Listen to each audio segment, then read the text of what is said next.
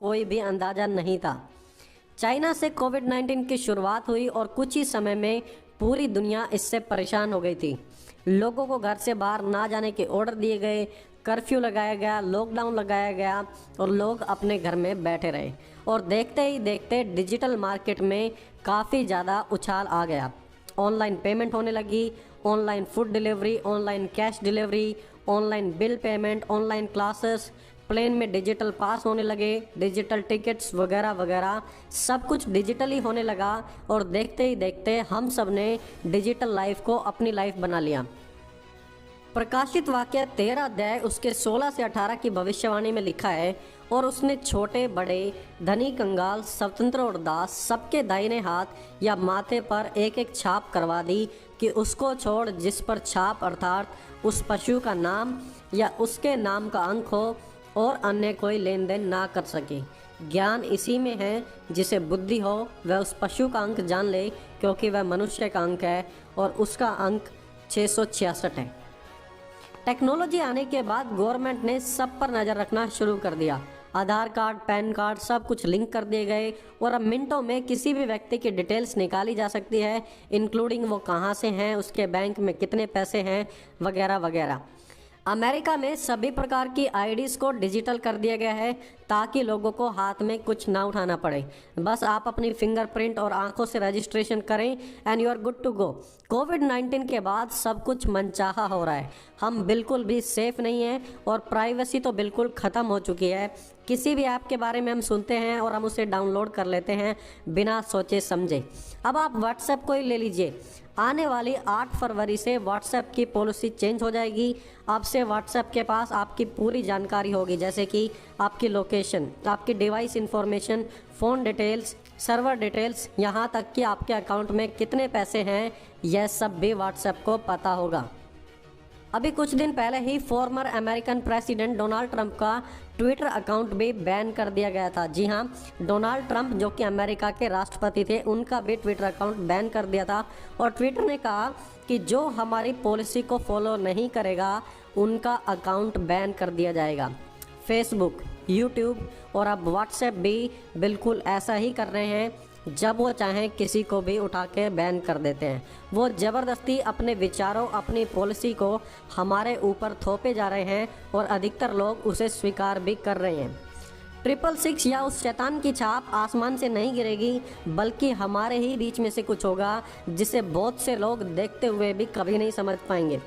Facial technology आने के बाद चाइना में अभी गवर्नमेंट के पास चाइना के लोगों की फिंगर डिटेल्स है, उनका फेशियल पासवर्ड है, फ़ोन पूरे तरीके से कंट्रोल किया जाता है, हर तरीके से सभी लोग निगरानी में हैं। और कैशलेस सोसाइटी होने के बाद पैसे सिर्फ अकाउंट में होते हैं, जेब में नहीं। और सरकार जब चाहे जहां चाहे उनके अकाउंट को फ्रीज कर सकती है, उन्हें बैन कर सकती है। इसीलिए तो भविष्यवाणी में कहा गया था कि उसकी छाप के बिना कोई लेन देन नहीं कर पाएगा। 2020 में जो सिस्टम हमने अपना लिया है, अब उससे वापस जाना ऑलमोस्ट इम्पॉसिबल है और 2021 में यह सिस्टम और भी ज़्यादा मजबूत होगा।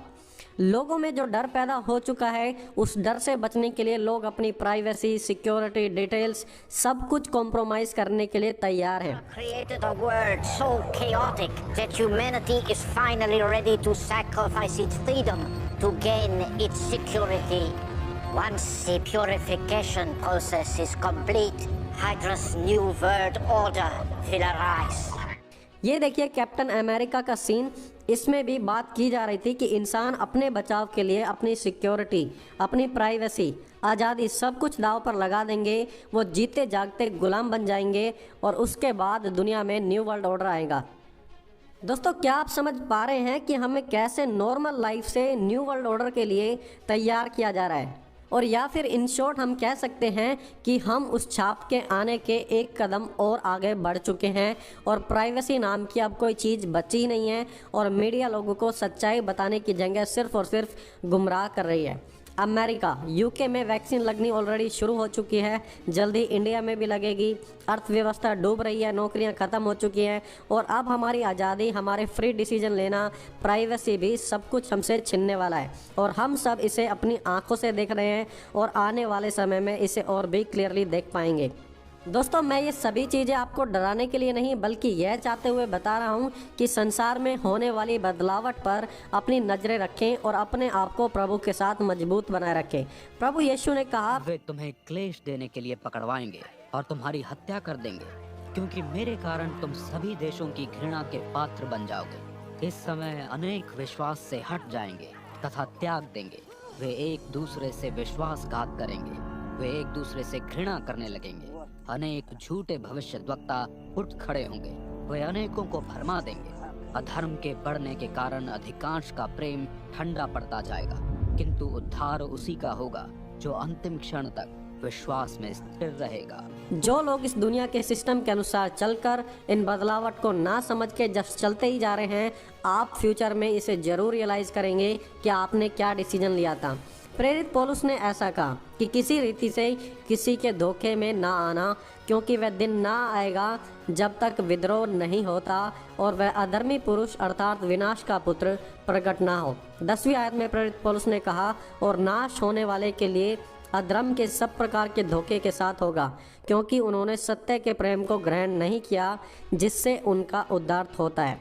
तो प्रेरित पौलुस ने बताया कि नाश, भटकाना यह अंतिम समय पर धोखा देकर किया जाएगा, लेकिन दोस्तों जो हम में है वो इस दुनिया वाले से महान है और इसीलिए प्रभु के साथ रहकर आइए हम इन अंतिम समय को फेस करेंगे। और अब क्योंकि सिचुएशन बहुत ही क्विकली चेंज हो रही है और समय निकट है, आइए क्यों ना हम प्रभु में बनकर प्रभु के साथ चलें और अंत के समय तक धीरज रखें। God bless us all. प्रभु हम सभी को आशीष दे। आप सभी को जय मसीह की दोस्तों।